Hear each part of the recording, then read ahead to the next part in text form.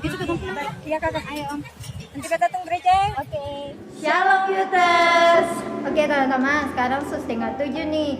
Mari kita sama-sama ikut dalam ibadah online Philadelphia Youth. Ya teman-teman, dan beta percaya bahwa teman-teman susing sabar lai par mau ikut atau ibadah youth saat ini. Oke teman-teman, jadi dong ajak dong pun kakak-kakak, adik-adik, teman-teman semua supaya sama-sama kita nikmati hadirat Tuhan sekarang ini. Iya, dan teman-teman untuk ketahuan teman-teman dan kakak Ola, hari ini kita pun tema tentang tujuan hidup dan ada kesaksiannya juga loh kakak Ola. Oh ada kan? Iya kakak Ola. Oke, jadi teman-teman mari kita mulai ibadah kita. Namun sebelum itu mari kita berdoa. Terima kasih Tuhan, terima kasih Bapa. Kami ada lagi saat ini semua hanya karena kasih karunia-Mu Tuhan. Kami akan memulai dengan ibadah kami. Tuhan, kirimkan Roh-Mu hadir di tengah-tengah kami. Di mana saja kamu muda berada, Engkau telah hadir Tuhan. Hadirat-Mu ada di tempat ini, bahkan di mana saja kamu muda berada Bapa. Ibadah ini kami serahkan ke dalam tangan-Mu Tuhan. Dari awal pertengahan hingga akhirnya nanti Bapa. Boleh jadi di dalam nama Bapa, Anak dan Roh Kudus. Haleluya, amin.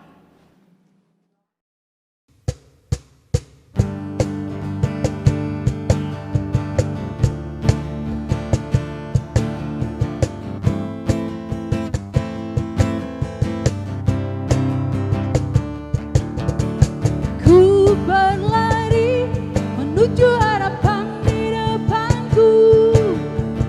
Ku lupakan semua yang di belakangku.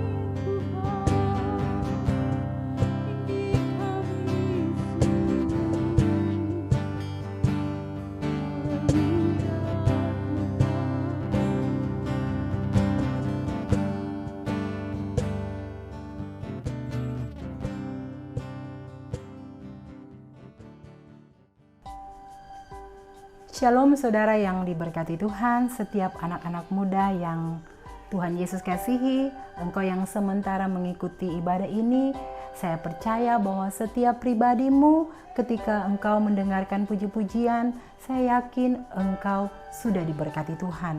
Baik saudara yang diberkati Tuhan, pada malam hari ini tema kita yaitu tentang tujuan hidup ya. Untuk itu pada kesempatan ini kita akan mendengarkan kesaksian dari seorang anak muda, bagaimana campur tangan Tuhan di dalam kehidupannya sehingga dia boleh dekat dengan Tuhan, hidupnya boleh diubahkan oleh Tuhan, dan dia menjadi anak muda yang benar-benar mengasihi Tuhan. Nah, sebelum kita mendengarkan kesaksian dari seorang anak muda ini, mari sejenak kita tunduk di hadirat Tuhan, kita akan berdoa ya. Tuhan Yesus, terima kasih kesempatan yang indah di mana kami boleh ada di hadirat Tuhan. Kami boleh menikmati sukacita Tuhan lewat pujian penyembahan, dan kami tahu Tuhan Yesus bahwa Tuhan sudah hadir dan menjamah kami, dan saat yang indah ini Tuhan kami akan diberkati lewat kesaksian. Tuhan Yesus, kami berdoa biarlah Tuhan tolong kami, biar setiap pribadi kami ketika mendengarkan kesaksian ini kami dilawat Tuhan. Terima kasih Tuhan, hadirat Tuhan kuasai setiap kami semua Tuhan Yesus, dan segala roh yang bukan daripada Tuhan kami tolak itu dalam nama Yesus, dan kami yakin pada saat ini kami siap diberkati Tuhan lewat kesaksian dan renungan firman Tuhan. Dalam nama Yesus kami berdoa. Haleluya. Amin. Shalom, selamat malam untuk setiap orang muda dimanapun Anda berada.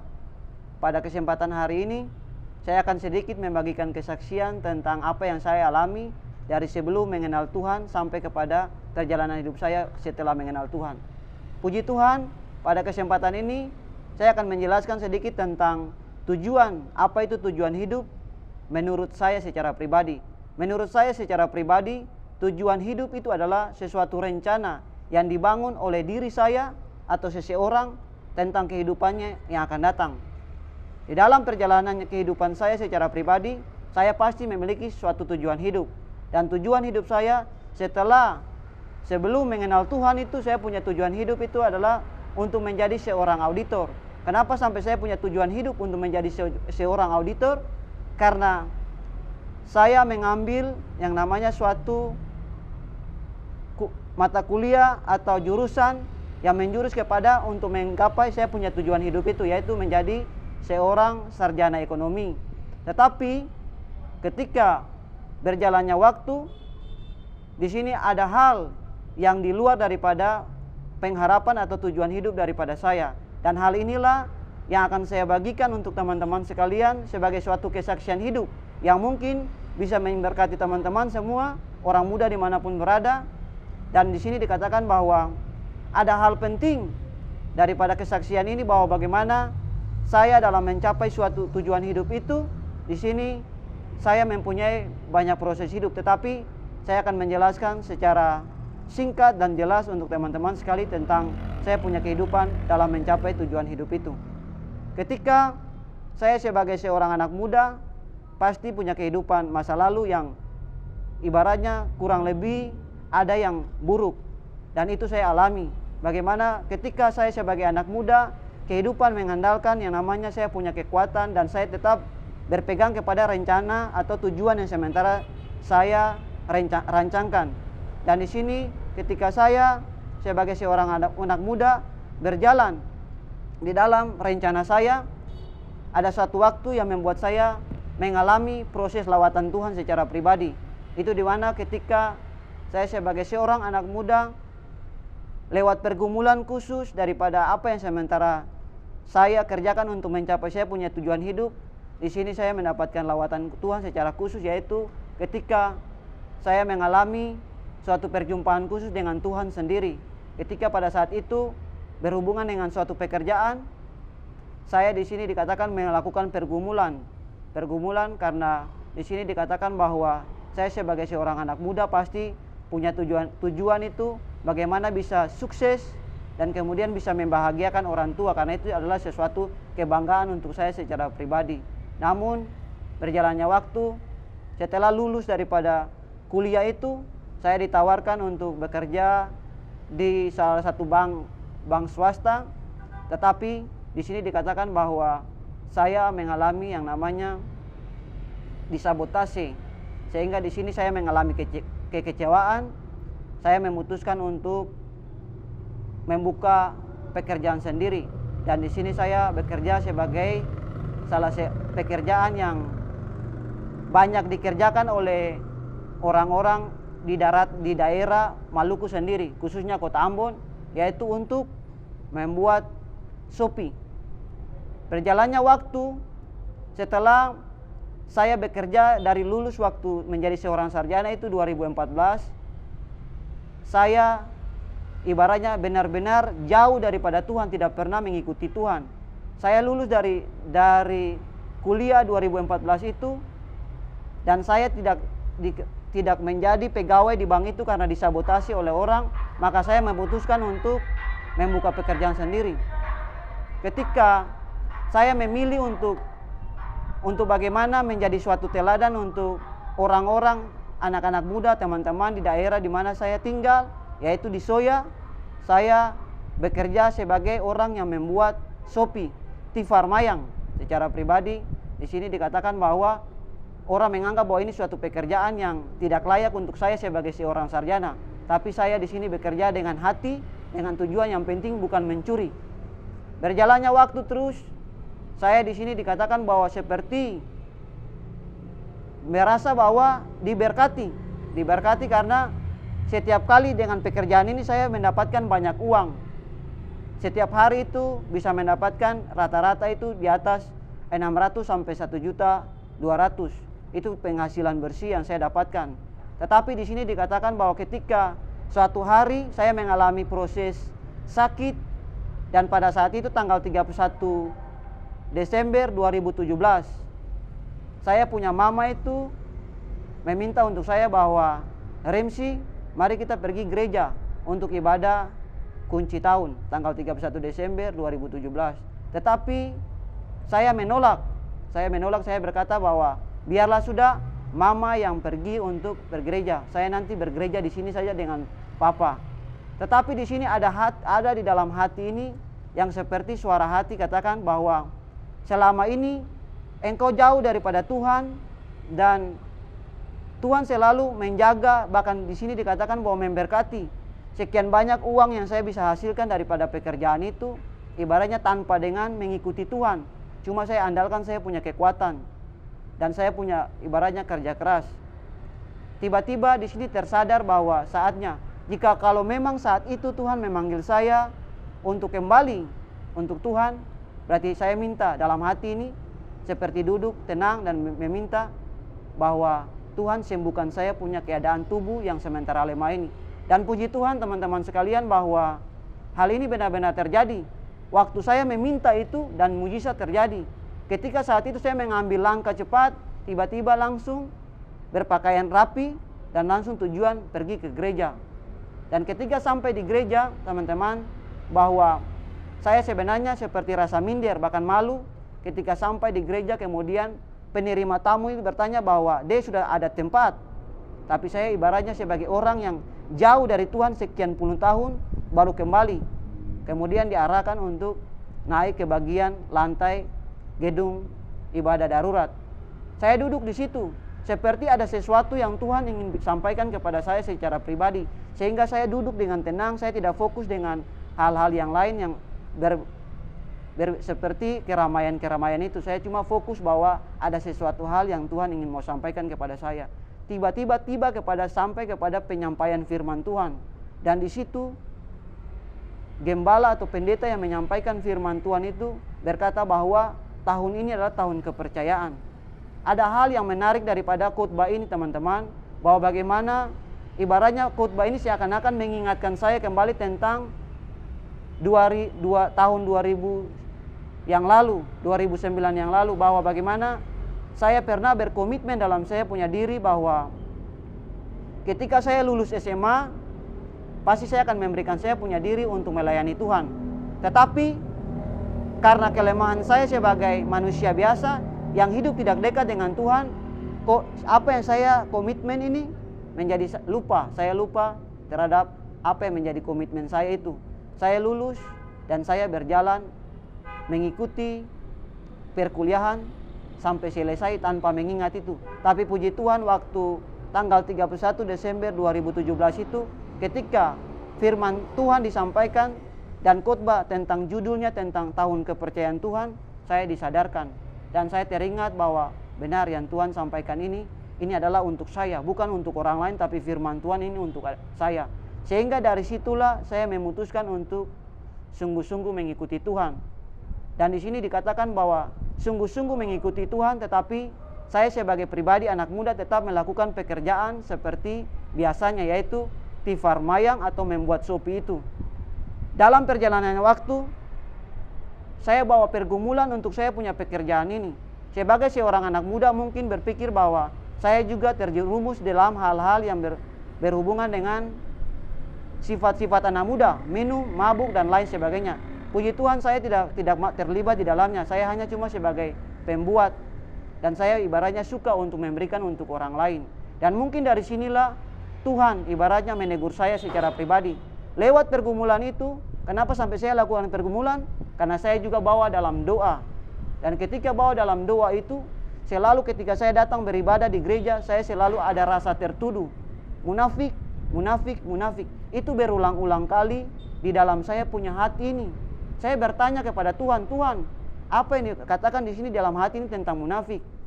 Saya terus bergumul kurang lebih hampir 1 bulan. Dari bulan Januari sampai Februari. Dan saya bersyukur untuk Tuhan bahwa pergumulan ini Tuhan jawab. Ketika tanggal 4 Februari, minggu pertama bulan itu, saya mendapatkan sesuatu lawatan Tuhan yang secara khusus sehingga mengubah saya. Dan inilah titik di mana saya mau sungguh-sungguh untuk mengikuti Tuhan. Tanggal 4 Februari itu saya mendapatkan lawatan Tuhan secara pribadi, seperti di dalam tidur, tetapi mau dikatakan tidur tapi bukan tidur, tapi setengah antara sadar.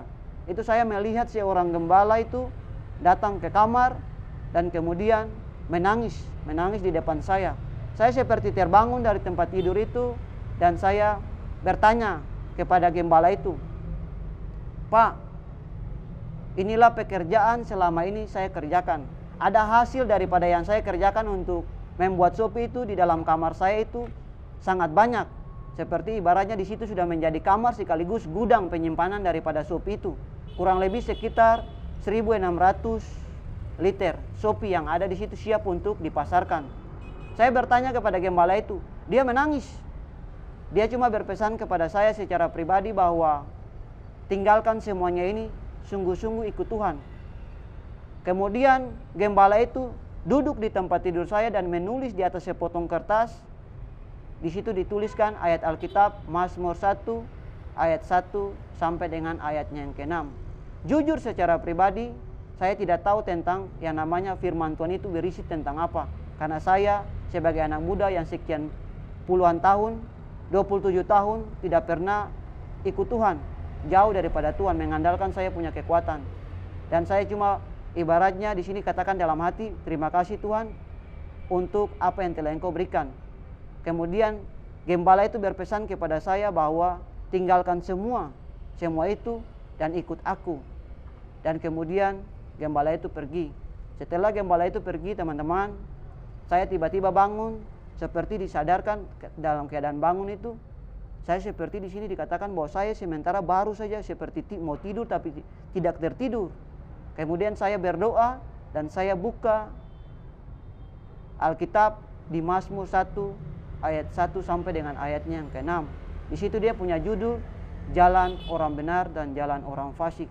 Ternyata inilah maksud Tuhan, pilihan untuk saya. Apa yang saya gumuli selama hampir 1 bulan dari bulan Januari sampai Februari, Tuhan jawab melalui firman Tuhan ini kepada saya. Artinya pilihan saya. Dan disinilah titik di mana saya memutuskan untuk tinggalkan semua kehidupan yang lama untuk membuat sopi itu secara pribadi. Tidak ada paksaan dari siapapun, tidak ada paksaan daripada hamba Tuhan siapapun. Tetapi ini hanya motivasi dari diri saya, artinya komitmen yang saya bangun bahwa sudah saatnya saya meninggalkan semuanya ini. Karena jalan yang sementara saya rancangkan untuk mencapai saya punya tujuan hidup ke depan, ternyata berbeda dengan apa yang Tuhan rancangkan. Saya meninggalkan semuanya itu. Dan puji Tuhan teman-teman bahwa dari situ saya sebagai seorang anak muda seperti di sini dikatakan pasti mempunyai tujuan bahwa jika tidak memiliki pekerjaan itu pasti mau untuk berusaha untuk mencari pekerjaan yang lain. Tetapi ada hal yang berbeda yang Tuhan taruh di hati saya sebagai pribadi yang ibaratnya baru diubahkan Tuhan. Tidak ada punya kerinduan sedikit pun untuk ibaratnya melamar pekerjaan dimanapun. Saya ibaratnya setiap hari itu hanya belajar seperti apa yang diajarkan, diperintahkan dalam firman Tuhan Mazmur 1 ayat 1 sampai 6 itu. Dan puji Tuhan di sini baru saya lah menemukan yang namanya tujuan hidup yang sebenarnya. Kalau dulu saya hidup masih sesuai dengan dunia, saya masih tetap membuat rancangan atau tujuan hidup yang sesuai dengan keinginan saya, tetapi ujung-ujungnya ibaratnya di sini tidak sesuai dengan apa yang Tuhan rencanakan. Ketika saya ibaratnya memilih untuk mengenal Tuhan dengan sungguh-sungguh, dalam arti karena mengalami lawatan Tuhan itu, saya memutuskan untuk benar-benar mendedikasikan atau menyerahkan saya punya hidup untuk melayani Tuhan.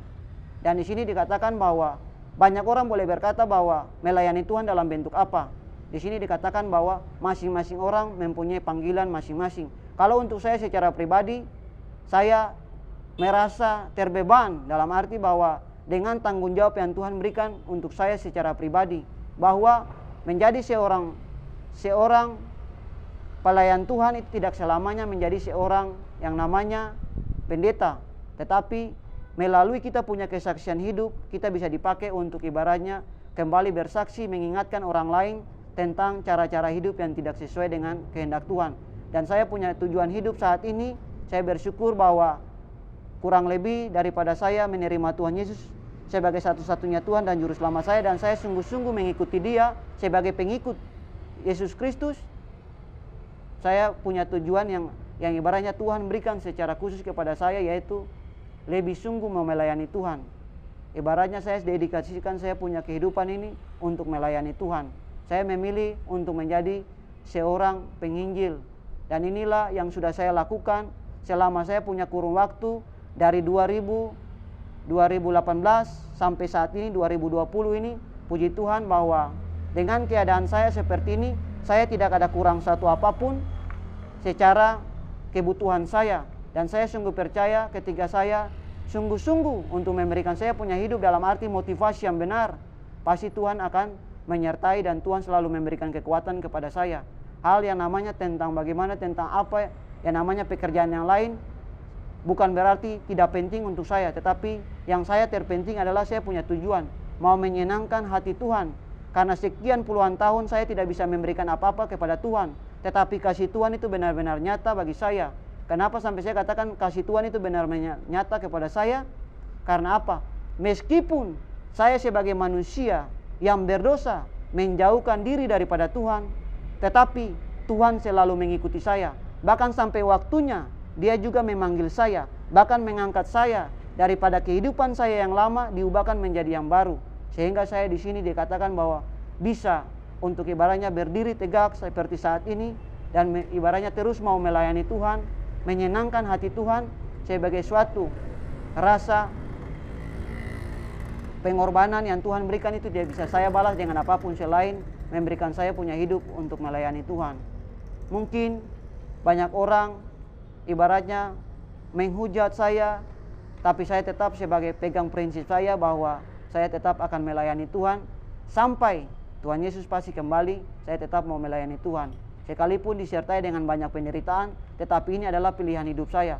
Dan saya sungguh percaya bahwa dengan kesederhanaan yang saya miliki, dengan penyerahan diri saya seperti ini, saya percaya bahwa melalui kehidupan saya pasti nama Tuhan ditinggikan dan orang juga banyak yang akan ibaratnya mengenal tentang pribadi Yesus itu dan bahkan juga akan sungguh-sungguh mengikuti Tuhan Yesus.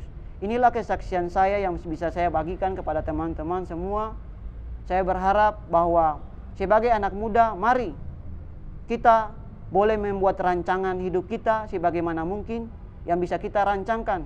Kita boleh bersekolah tinggi apapun, mencari gelar setinggi apapun. Tapi satu hal yang saya mau katakan sebagai anak muda, bahwa jika kita melakukan semuanya tanpa kehendak Tuhan dan tanpa mengikuti apa yang menjadi rencana Tuhan dalam diri kita, maka akan menemui jalan buntu seperti yang saya hadapi. Bahkan di sini dikatakan untuk teman-teman semua, sampai saat ini kasih karunia Tuhan masih tetap ada. Saya pun di sini dikatakan merasa diri seperti terlambat, tapi bagi Tuhan tidak ada kata terlambat. Tetapi ketika kita mengalami yang namanya teguran Tuhan dalam bentuk apapun, mungkin sakit penyakit ataupun dalam kondisi apapun, ingatlah bahwa Tuhan sementara mengetuk kita punya hati untuk kembali kepadanya. Kembali. Jika teman-teman yang mungkin saat ini sementara kuliah dan ibaratnya seperti melupakan Tuhan, seperti seakan-akan bahwa kuliah ibaratnya lebih diutamakan daripada Tuhan, saya cuma berpesan kepada teman-teman bahwa saatnya kembali. Kuliah, silakan kuliah, tetapi prioritas utama Tuhan. Karena apa? Karena dibalik semua yang kita rancang tanpa kehendak Tuhan, semuanya akan sia-sia. Dan kemudian untuk teman-teman semuanya, bahwa jika Tuhan telah membawa suatu rencana kepada kita, maka rencana itu tidak akan pernah gagal. Karena kalau kita membuat rancangan sendiri pasti gagal. Seperti firman Tuhan katakan bahwa rencanamu bukan rencanaku, jalanmu bukan jalanku, demikianlah firman Tuhan. Berarti di sini dikatakan bahwa pasti rancangan Tuhan yang akan terjadi. Dan saya telah menemukan tujuan hidup yang sebenarnya dalam kehidupan saya, bahwa ternyata Tuhan ingin menjadikan saya sebagai seorang hamba untuk melayani Tuhan, melayani sesama, bahkan terus melayani sampai kepada waktu Tuhan Yesus kembali. Demikianlah kesaksian saya pada malam hari ini. Kiranya teman-teman diberkati dan kesaksian ini kiranya nama Tuhan saja yang dipuji dan dipermuliakan. Shalom, selamat malam. Puji Tuhan, saudara yang diberkati Tuhan, anak-anak muda yang Tuhan Yesus kasihi. Saya percaya bahwa setiap pribadi kita, ketika kita mendengarkan kesaksian yang baru saja disampaikan oleh seorang anak muda ini, saya yakin bahwa saudara sudah diberkati Tuhan dan akhirnya saudara bisa mengerti betul tentang tujuan hidup saudara ya. Dan sebagaimana Tuhan begitu baik dalam kehidupan anak muda ini, dan Tuhan sudah campur tangan yang luar biasa dalam kehidupannya, sehingga yang tadinya tujuan hidup mungkin sebagai manusia pribadinya dia mau tujuan bagaimana dia mau menjadi orang yang berhasil. Tidak ada seorang pun yang mau mempunyai tujuan yang pada akhirnya gagal, tidak ada. Tetapi kembali lagi kepada Tuhan. Kalau Tuhan, kita tidak bisa mendahulukan Tuhan ya. Biarlah waktu kita mempunyai tujuan dalam hidup ini, mari serahkan tujuan itu dalam tangan Tuhan. Ketika kita serahkan semuanya dalam tangan Tuhan, Tuhan pasti akan menolong kita. Dan itu terbukti dalam anak muda ini ya. Mungkin di sekuler dia tidak tercapai apa menjadi tujuannya, tetapi Tuhan begitu mengasihi dia sehingga dia dipakai Tuhan dengan luar biasa ketika dia menyerahkan hidup sungguh-sungguh buat Tuhan ya. Dan okelah saudara yang diberkati Tuhan, pada saat ini ada satu kebenaran firman Tuhan yang akan menolong kita, yang akan memberkati kita di dalam Filipi pasalnya yang ke-3, ayatnya yang ke-13 dan ayatnya yang ke-14. Firman Tuhan berbunyi bahwa, saudara-saudara, aku sendiri tidak menganggap bahwa aku telah menangkapnya, tetapi ini yang kulakukan. Aku melupakan apa yang telah di belakangku dan mengarahkan diri kepada apa yang di hadapanku dan berlari-lari kepada tujuan untuk memperoleh hadiah, yaitu panggilan surgawi dari Allah dalam Kristus Yesus. Ini kebenaran firman Tuhan. Bagaimana Rasul Paulus dia menyadari betul dulu dia punya hidup yang jauh daripada Tuhan ya. Dulu dia hidup jahat, tetapi sesungguhnya ketika dia bertobat, ketika dia serahkan hidup sungguh-sungguh buat Tuhan, tujuannya hidupnya jelas, yaitu untuk memuliakan Tuhan, dan Tuhan pakai dia dengan luar biasa. Biarlah kesaksian bahkan ayat firman Tuhan ini menolong setiap pribadi, anak-anak muda bahkan saudara yang sementara mengikuti ibadah ini, biar saudara diberkati Tuhan. Baik saudara yang diberkati Tuhan, saya akan berdoa bagi engkau di mana saja pun engkau berada. Mungkin engkau sementara berada di rumah atau di mana saja, mari buka hatimu, Tuhan akan memberkatimu, Tuhan akan melawatmu, dan serahkanlah tujuan hidupmu sungguh-sungguh dalam tangan Tuhan. Percayakan semuanya dalam tangan Tuhan, jangan pernah mendahulukan Tuhan, tetapi biarlah libatkan Tuhan dalam segala hal. Tuhan pasti menolong engkau. Saya akan berdoa bagi engkau, masa depanmu, engkau yang punya masalah, engkau yang ada dalam sakit penyakit, percaya Tuhan sanggup untuk menyembuhkanmu, Tuhan sanggup untuk memulihkanmu, dan Tuhan sanggup melepaskan engkau dari setiap ikatan dosa. Bapa, di dalam nama Yesus kami tunduk di hadapan hadirat Tuhan, dan kami terlalu percaya bahwa sesungguhnya Tuhan Yesus, engkau sudah memberkati kami dari awal ibadah ini. Tuhan Yesus,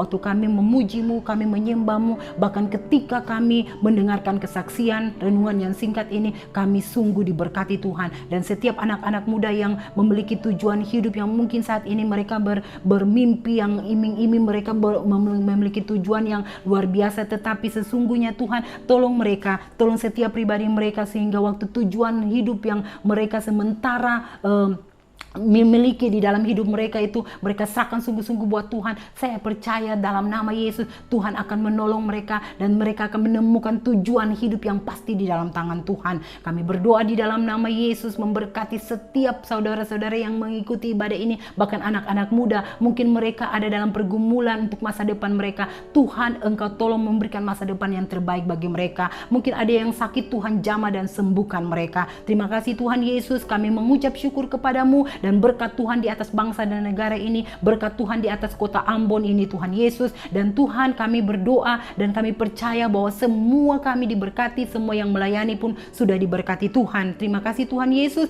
segala kemuliaan, kepujian, syukur kami berikan hanya kepada Tuhan yang sudah memberkati kami, yang sudah memberkati setiap pribadi yang mengikuti ibadah ini. Dalam nama Yesus kami berdoa, haleluya, amin. Tuhan Yesus memberkati. Ku berlari menuju harapan.